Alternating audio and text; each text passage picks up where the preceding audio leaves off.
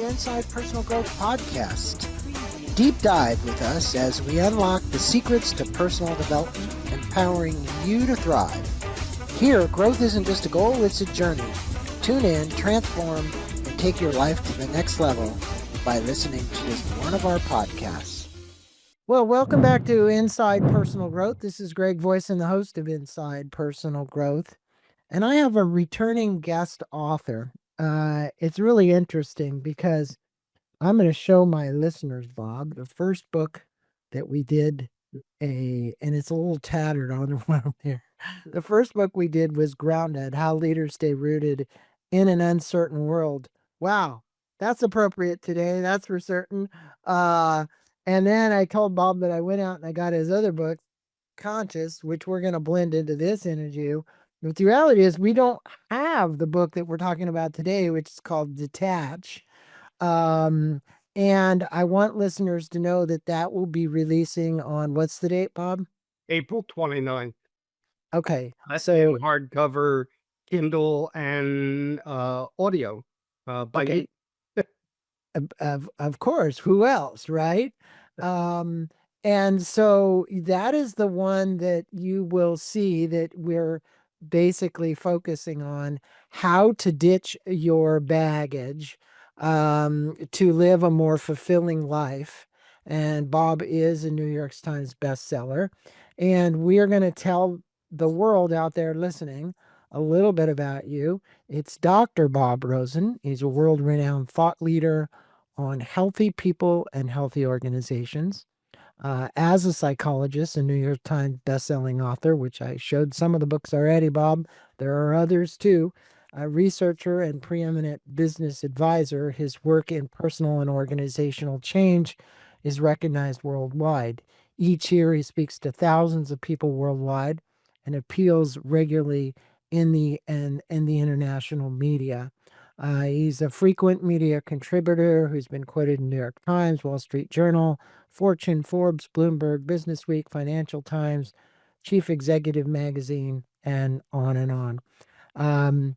The book Detach, which we said will be out in April, is virtually a book which, if you were to look at all of his previous books, I think it's kind of a culmination of who Bob Rosen is. And he's really asking you, the listeners, to pay attention to really what you get attached to.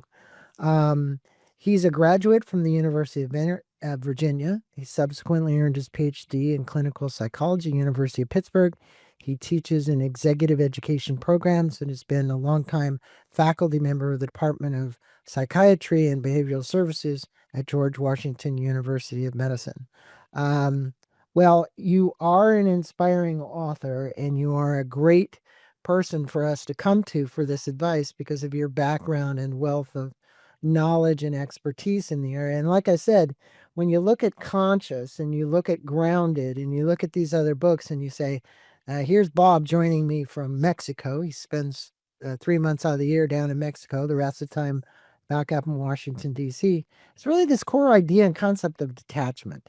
In kind of the Eastern philosophy, it's pretty well known. So you begin to attach by talking about how our attachments create suffering and hold us back. Can you explain what inspired you to explore this topic in the depth that you have? Like you're like dedicating a whole book to this, and how detachment leads to greater fulfillment. Because for our listeners, all of your books in the course, if they go out and got all these books, you would see coursing through what Bob has written about his love for people understanding this concept. Sure. As a psychologist, I've always been a student of self-awareness and self-development. And in the last 30 years, in my global travels for business, I developed a real interest in Eastern and Western psychology. And when you combine those two, I really started to appreciate the power of positive thinking in the West and the power of detachment in the East. In 2010, I had a dream. And the dream was that I was wrapped by 10 attachments that I couldn't get out of. And I wrote them down and I put them in the attic for another day. And about 10 years later, I went up into the attic and I pulled them down. I got really inspired and I wrote this book. And at the time, I was noticing some real change in society. There was a global decline in overall happiness, a growing disconnection that people were having with each other, and an increase in loneliness, a systemic anxiety that was hovering over the masses with more mistrust and cynicism, and indeed resentment and anger. And the people were increasingly uncomfortable in their own skins. They were more fearful also about the direction of the world. So I set out to write Detach, and I got very interested in the baggage that people imposed on themselves. And the key of the book was to get rid of your unhealthy attachments and to explore and embrace your positive aspirations, to overcome fears, to increase your health and well-being, to experience more freedom in your life, and to trade your disappointments of joy, disappointments for joy, your worries for peace, and your fear for love. And that's really the secret of Detach, to overcome how you might be standing in the way of your own success. It's very well put, Bob. And I think that obviously, with the advent of technology and social media, and you kind of look what builds this fervor, this resentment that people have toward one another and them lashing out through social media or at that point in email because they're not using a phone, they're not connecting, they're not sitting in person with one another. And you see all of these technological advancements as being wonderful. You and I are using one right now. Yet on another hand, having a degree of disconnection and loneliness for people. I just did podcast around the epidemic on loneliness, right? And, when you look at the emotions that people have, I think that this uncertainty, this anger, this worry, this fear that people may have about the current state of our world. Um, I've had one doctor put it, Dr. Steve Berman, and I think he says it really well, that worry is a misuse of our imagination. Um, and it's simpler said than done because, as you know, the monkey mind's moving, telling you this all the time after studying the Eastern. But in the book, you outline 10 key attachments. Like you said, you were surrounded that shape and sometimes sabotage our lives, stability, success, control, perfection, and more. Which of these do you believe is the hardest for people to detach from and why? And if you would address, you know, your perspective, meaning Dr. Bob Rosen, on how we're being influenced by outside factors that we have allowed to become part of our life. And we've also now begun to believe in them, right? And those beliefs have become pretty strong. We've seen it, the division, even in this country, between Democrats and Republicans, between whatever. It doesn't matter. But it does seem very sad to see what's happening. Yeah, it is very sad. The 10 attachments in the book are the attachment to stability, the past, the future, control, perfection, success, the attachment to pleasure, to youth, to yourself, and the attachment to life. And different people experience different attachments, and many of us have a combination of attachments. Just to give a quick example, uh, the population that is at most stress right now are young people, and they typically have attachments to stability, to the past, to themselves, and to success. And the result is that they have career stress, they have money problems, they have relationship pressures, and they have a sense of loneliness. When you look at people in the mid-career, they have a different combination of attachments, typically the attachment to stability, to the future, to success, to perfection, and also to pleasure, because they are drinkers and smokers and a number of attachments to different forms of pleasure. And the back end, the older workers and retirees, they tend to be attached to youth and to themselves and to life. And their experiences around fear, fear of dying, fear of degradation, internalized ageism, and the like. So now the second part of the question is around the external factors. I think the external factors have always been there. I think we're just noticing them more. I mean, the internal factors inside of us are our thoughts, feelings, and perceptions, and our actions, and the intentions behind our actions. The external reality is there, and we need to look at it as real. And both of those influences affect us. Um, However, the external world has become increasingly stressful, and our reactions to the external world have become increasingly heightened and accelerated. So we're getting bombarded by the baggage from inside ourselves and the pressures from outside ourselves. And people are just not comfortable.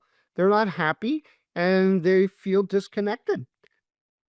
Well, Bob, look, you've worked with some of the top people in the world and over 600 CEOs. And as I was reflecting to you, I've done some interviews with Marshall Goldsmith, many of them, and it's always around the attachment is like, I'm never enough. So if I can't attach to something, that is my identity, right?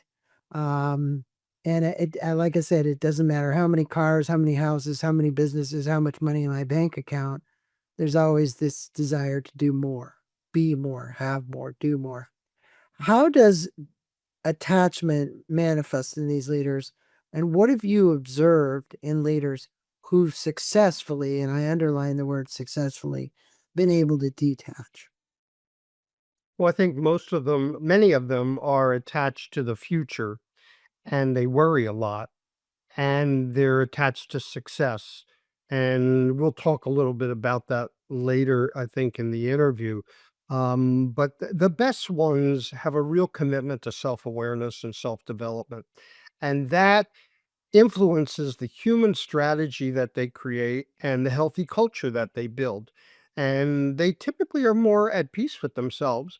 However, many others are hijacked by their ambition from pressures from the board and from the good enough syndrome that they just don't feel they finally made it to the CEO job, but they've been striving their entire life.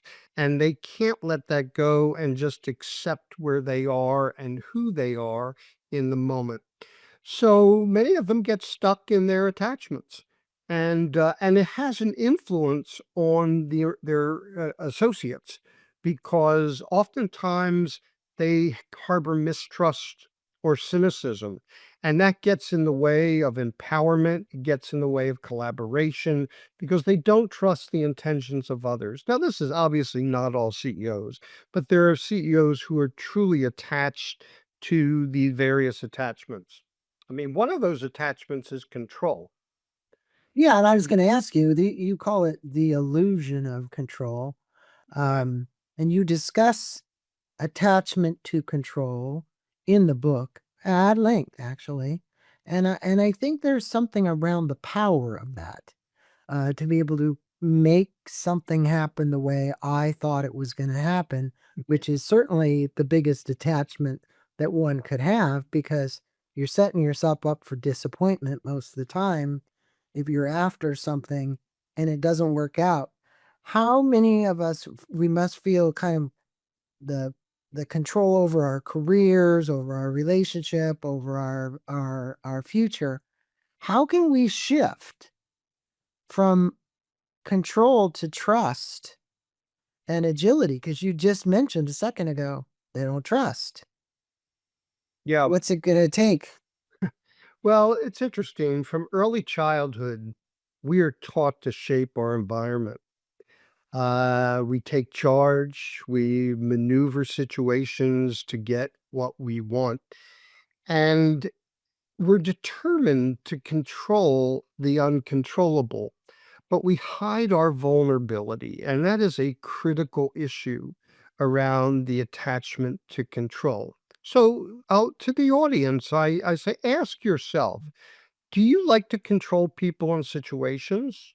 Are you typically controlled by others? Do people describe you as passive aggressive? And are you a natural overpleaser? Because those are four forms of an attachment to control.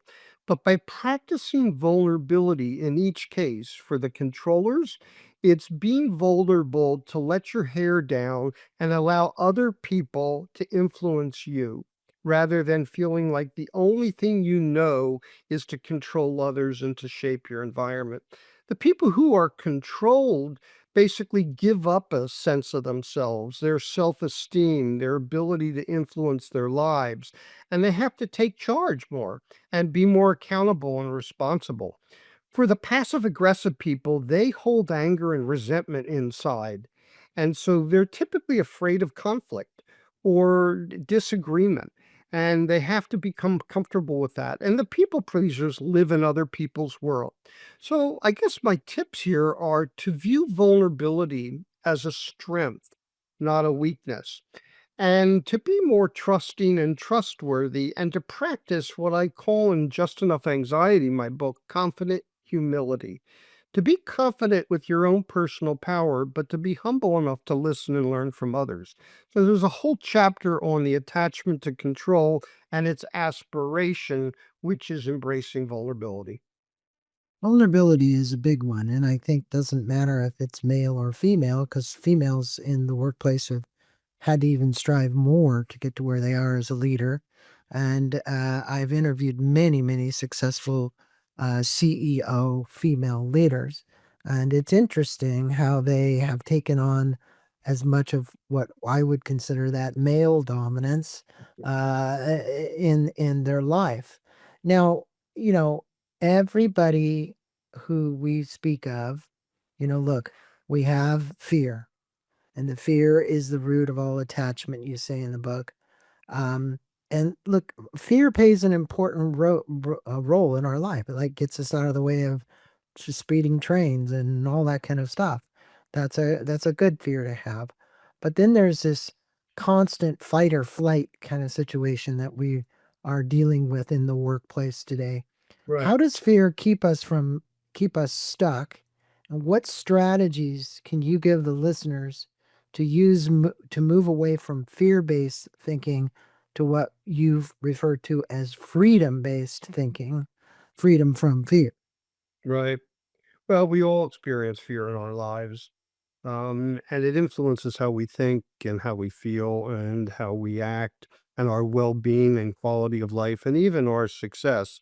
In fact, I think fear is probably the most foundational emotion, and all of the secondary emotions like guilt and shame and anger and anxiety emanate from fear.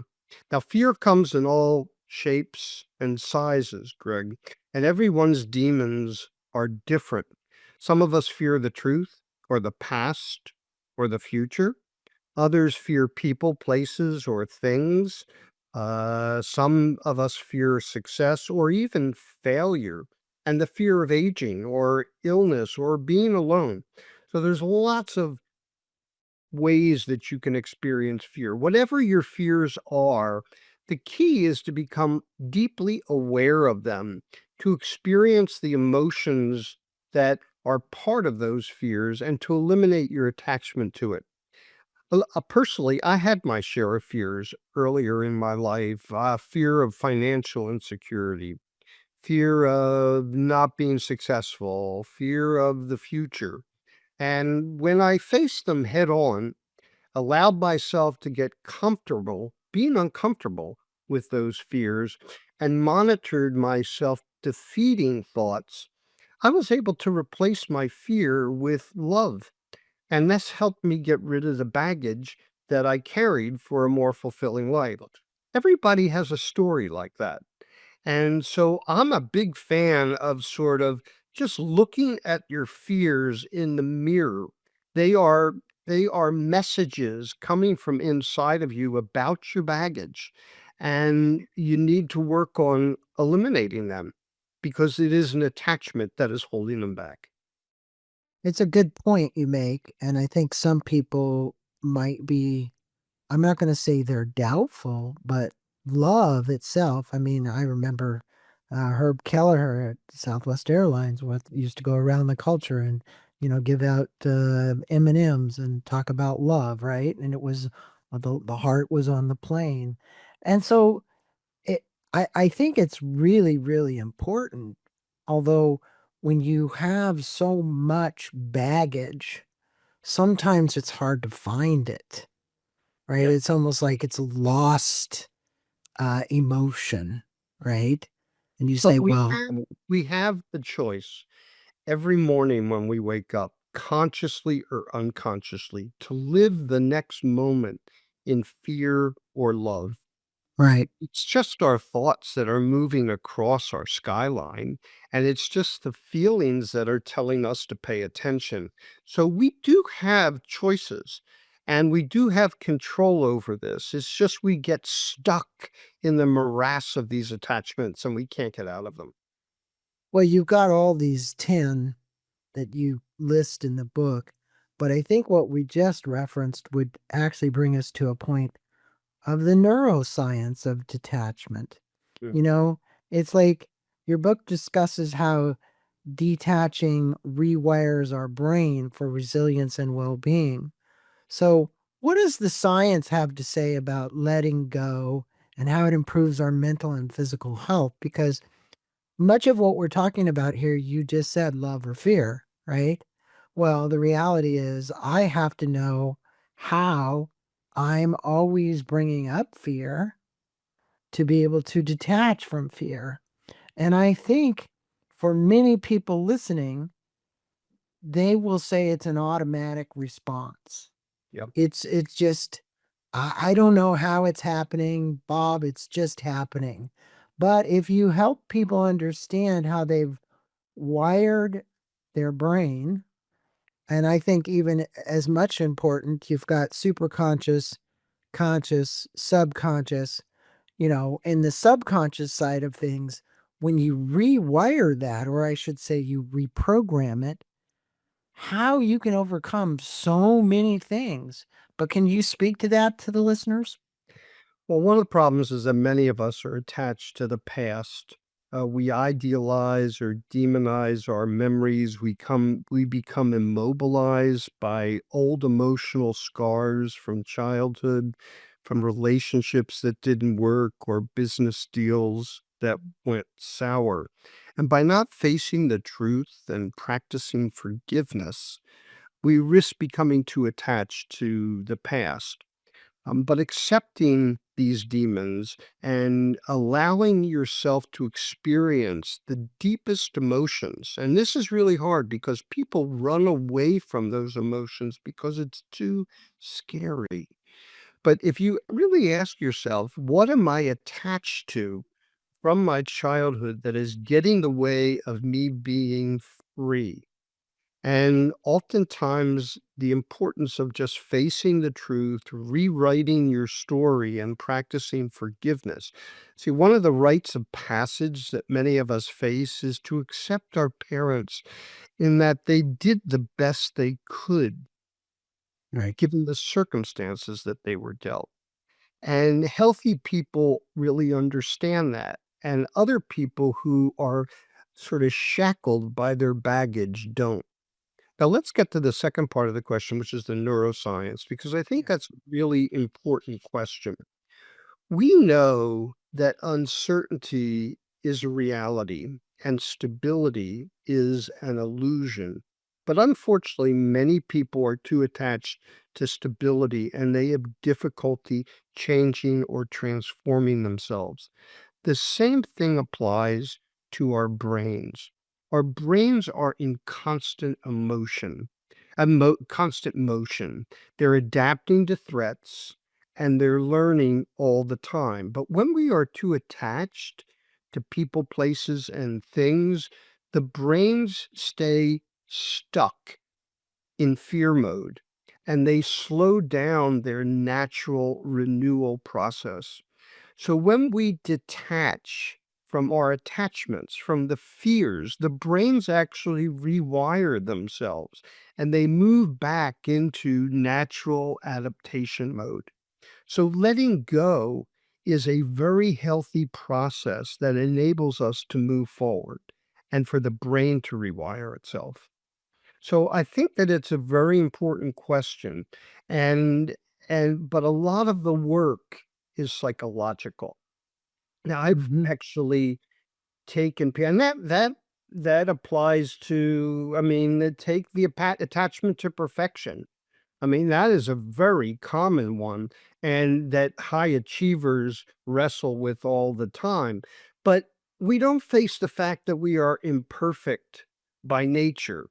And many of us are ruled by the need to be perfect.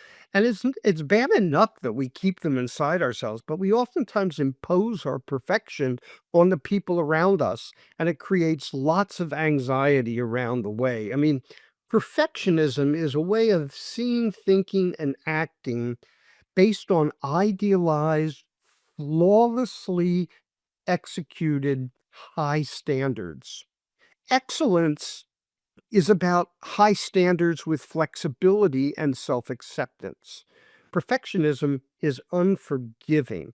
And underneath perfectionism is the fear of not living up to your expectations, the fear of not being accepted, not being good enough, and the fear of not measuring up. So there's lots of things that we can do. First and foremost is to fall in love with our imperfections. And that is hard for a lot of people. Um, so um, I actually have developed in the process a kind of methodology for taking people through the attachments that I'm happy to talk about. That You mean your detachment audit? what's that? Your detachment audit? Yeah, yeah. Yeah. I mean, it's I think that'd be good for the listeners if you could guide them through a short detachment audit, kind of a self reflection exercise, and where they identify, in your case, you say one major attachment in their lives, and then take some kind of step. It's like baby steps, right? Got to start with just one. We don't need to go through all 10 of them. We just get if we just get through one and find out what it is that we're doing, I think this exercise would be really good to guide people through. well, the first step, well, first of all, we've created a pretty robust survey on how attached you are that gives you data on where you stand on each attachment and the methodology, as well as the aspiration and the actions that you can take. But the first step is awareness. And we first have to get in touch, as I said, with our internal life and the external realities outside of us, and to be ready to face our attachment. The second step is the attachment itself. And this step focuses on the attachment in question, the fears underneath them, and the circumstances where the attachment shows up in your life. The third step is aspiration. And here is about the desired state of what you want to create. And the last one is about action. So let me give you a quick example. When we are too attached to ourselves, we are preoccupied by our own needs, thoughts, and feelings. And under the guise of taking care of ourselves or acting out of self interest, we withdraw from others and often avoid the intimacy and connection that we want. So, the aspiration is to learn how to love generously. So, what do? To accomplish this, you have to first become aware of your self absorption. Two, you have to drill down on the underlying fears of your attachment to yourself. Three is you got to imagine how generosity would liberate you in terms of your relationships with others. And then lastly is you got to practice love, not fear. You have to cultivate empathy. You have to choose community versus isolation and execute acts of service. And that liberates you from your attachment to self. So these are the four Don't steps. don't Bob, in your estimation, high performers, high achieving athletes, high anything, um, there's love and then there's self-love. Yeah. And so the issue here, and truly in many cases, when you're talking about perfectionism and all these other kind of things that we've discussed, when you're attached to that, there is no self-love. It's always about I can push the boundaries further. No matter what it is, I can be a better leader. I can be a better athlete. I can be a better whatever it is. And there's nothing wrong with striving, but most of those people are very attached to the word better, right? So where would you in this you just went through the mini audit, like help people get to self-love?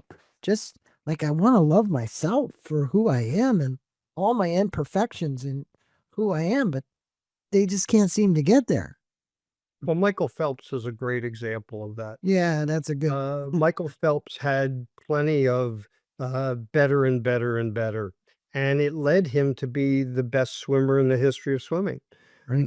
Having said that, his life kind of fell apart after he left the third Olympic Games in Beijing, and he had a couple DUIs. He had some tensions with his family, and he was pretty uncomfortable with himself from a mental health point of view. And he put himself into the Meadows Hospital and he got in touch with his attachment to perfection, his attachment to self, the attachment to control, the attachment to success. He may not have articulated that, but if you read the story, you can strive for perfection in an activity, but you can't strive for perfection about being a human being, because human beings are not perfect. They are imperfect by definition. And Michael learned the hard way. And I think a lot of people go through that process. Um, and to me, the most important thing is to love yourself. And you can be a high striver without loving yourself, and you will never be happy. Yeah, it is an issue, Bob, that, that story you used about Michael Phelps is just a great story that exemplifies somebody that just took it to the to the max, right? He even now was doing ads for a while for the mental health app. I forget what the app was, but to actually do that. And I mean, I know as a psychologist you've run into this, but the whole ACE, when you take that test and you really see where you fit in the things that affected you in your life. I know there's many physicians that use that, but for people who need to become aware, it's a great tool. Just bringing it up as a way to look at it. Now, obviously the book comes out on April 29th, so I want to remind all the listeners that it's going to be out there. If you want to get more information, you're going to go to Bob Rosen, BOBROSEN.com to learn more about the book and Bob. Now, in wrapping up, if you were to let our listeners know, Bob, about, you know, detach, how to have a better life, what would be two or three things that you would tell them that you'd like for them to take away from our interview today that's going to help them immediately apply this from an emotional, a psychological standpoint that would allow them to overcome their attachment to the outcome? Well, the first thing I would do is do a self-diagnosis and maybe use a survey to do that, to figure out what you're attached to, because everybody's different, to really understand what these 10 attachments are and to get clear about what are the attachments and how do they show up in your life. And so I think that's a very, very important first step. The second step is to imagine what your life would look like without them. And what are the specific actions that you would do to actually achieve that desired state? And then lastly, and I think it's equally important, is that to recognize that detach does not mean being uninvolved Right. or disconnected. Quite the opposite. By ridding ourselves of our attachments, we free up emotional energy, physical energy, mental energy to pursue our dreams and to fully stay engaged in what really matters to us. And there are lots of people right now who are just fed up with the world for one reason or another. One half of the country feels differently than the other half of the country. And some people say, I've had enough, I'm going to detach. That's fine, but you have to detach from the internal stuff, but still pursue a healthy lifestyle, well-being, family and community, democracy, and the importance of the environment, and to live our life more in love than fear. And so the book's coming out on the 29th of April. Uh, and I'd love for people to read it and give me some feedback. Tell me about your Well, we'll certainly encourage all of our listeners to do that. And I want to thank you for being on the show and, pardon me, talking about a topic which to me is extremely valuable if people get it. In other words, this is like anything in life. You have to sharpen your axe. This means you have to do some work here. This isn't something that just comes naturally. You need to inquire. You need to go inside the book. You need to look at the detachment audit. You really need to look at what it is that keeps you from being free and fulfilled and happy in life. One of the things we all know, look, you could say this over and over again, but happiness is our own choice. Right. And if you're thinking something outside yourself is going to make you happy, you're so wrong because the only thing that makes you happy is you. Um, and I know that may sound a little trite to people, but the reality is a new car, a new house, more money in a bank account, whatever you think is going to make you happy is not really what makes you happy. Detaching makes you happy. And I want to thank you for, exposing our listeners again to a topic that's so important. Go out and get the book. Go to bobrosen.com, read the book, send an email to Bob. He'd love to hear from you. And Bob, thanks again for being on. I wish I had a copy of the book to hold up, but I don't. But the reality is, you will see it on our screen because our video editor is great. He'll have used the book all the way through this whole thing. Thanks so much for being on Inside Personal Growth, Bob. Greg, it's a pleasure. Thank you for your work. And when people go to my website and they go to the connect button, the assessment and the book clubs are not quite ready yet. They'll be ready in a couple weeks. Just put your name down and what you're interested in. I'm happy to send them to you. And Greg, thanks for your work.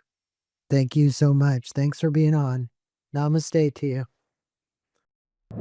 Thank you for listening to this podcast on Inside Personal Growth. We appreciate your support.